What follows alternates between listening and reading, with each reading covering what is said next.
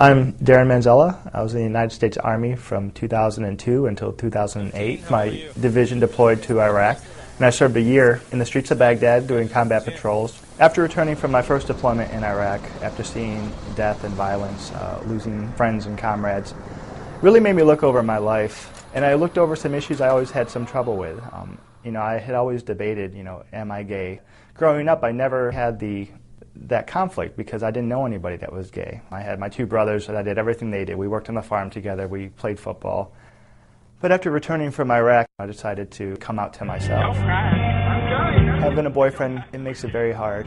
When you're at work, you can't talk about your significant other if it's the same sex. But I started soon after I began this relationship getting these emails and these phone calls from different people who were saying I was being investigated for being gay. So I told my supervisor about the phone calls, about the emails, and what had happened was he went to the legal department and turned me in for breaking Don't Ask, Don't Tell.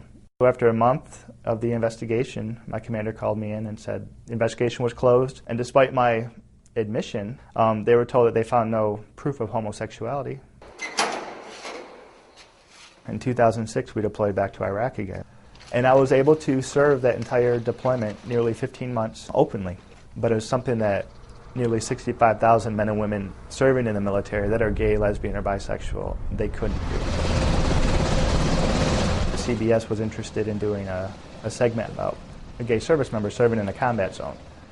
I looked at the pros and the cons, and the con was pretty much that I could be discharged for speaking out publicly. I finally decided to participate in the interview, and when we returned back to the States, I didn't hear anything from my superiors. In June of 2008, I received honorable discharge from the United States Army. I received my full benefits, but on my discharge paper it says homosexual conduct.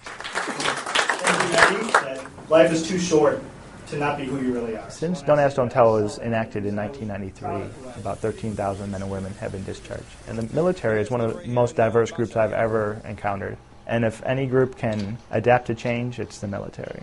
And I think when Don't Ask, Don't Tell is repealed, it won't be a huge issue. It'll be, okay, this is how it is now, and that'll be it. You're a soldier, you follow orders. You're told something and you do it.